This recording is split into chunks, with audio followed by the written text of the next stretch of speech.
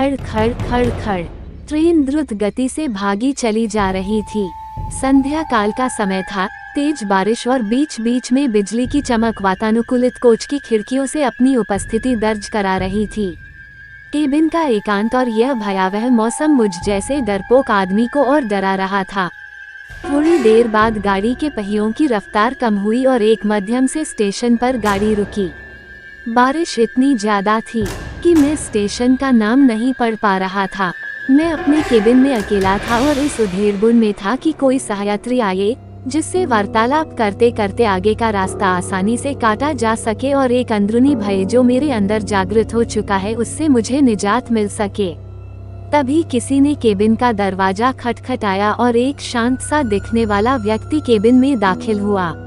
अपना सामान आदि व्यवस्थित करने के बाद वो मेरी तरफ देखकर मुस्कुराया और मेरी तरफ हाथ आगे बढ़कर उसने अपना परिचय दिया। मैं मिस्टर घोष। वो बोला, मैं कोलकाता जा रहा हूँ पुनर्जन्म से संबंधित एक कार्यशाला में भाग लेने के लिए। मैंने उसे बताया कि मैं कानपुर में व्याख्याता के पद पर हूँ और पटना जा रहा हूँ।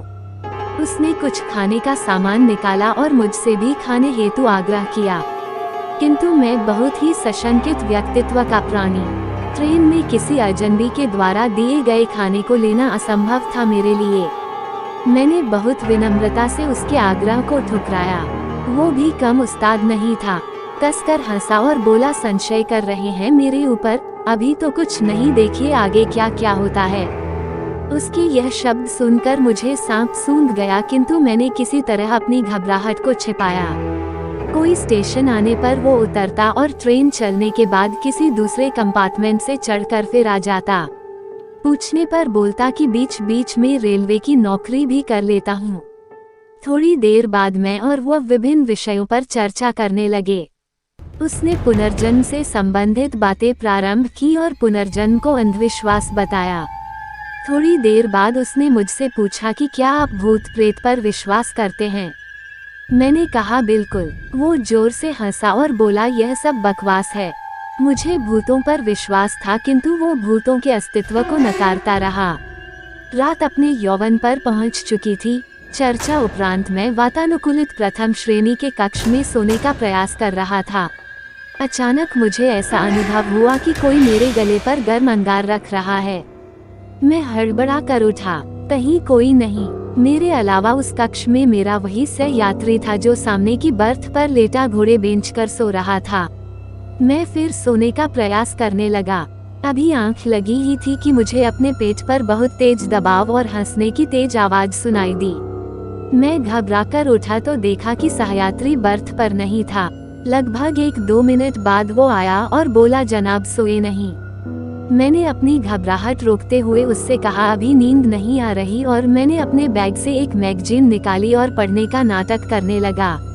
सहयात्री भी बर्थ पर लेट गया और कुछ देर में उसके खर्राटे केबिन में गूंजने लगे। मैं भी थोड़ा निश्चिंत हुआ और बर्थ पर आंख बंद कर लेट गया। ट्रेन कभी धीमी होती, कभी रफ्तार पकड़ लेती, लेकिन मेरे दिल ने अब तेज रफ्तार ही पकड़ रखी थी। भय और घबराहट के कारण लघुशंका की इच्छा अपने आप जीवित हो जाती है और मैं टॉयलेट की तरफ मुड़। जैसे ही मैंने टॉयलेट का दरवाजा खोला, वो सहयात्री मुझे अंदर दिखा और मैं चिल्लाते हुए अपनी बर्थ की तरफ भागा। देखा तो वो सहयात्री इत्मीनान से अपनी बर्थ पर सो रहा है। मैंने घबराहट में उसे जगाया। वो बोला, अरे क्या हुआ? इतना मासूम लग रहा था, वो जैसे कुछ जानता ही ना हो। मैंने कहा, आप यहाँ भी और वहाँ टॉयलेट में भी।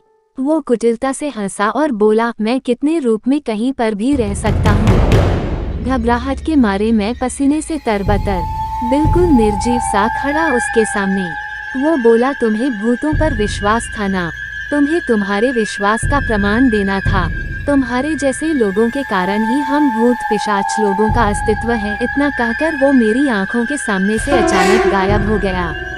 मैं डर के मारे अवाक और निर्जीव सा अपनी बर्थ पर बैठा था। तभी केबिन के अंदर टिकट निरीक्षक आया। उसका चेहरा देखकर मुझे बेहोशी छाने लगी, क्योंकि यह वही सहयात्री था मेरा, और वो टिकट चेक कर मुस्कुराता हुआ चला गया।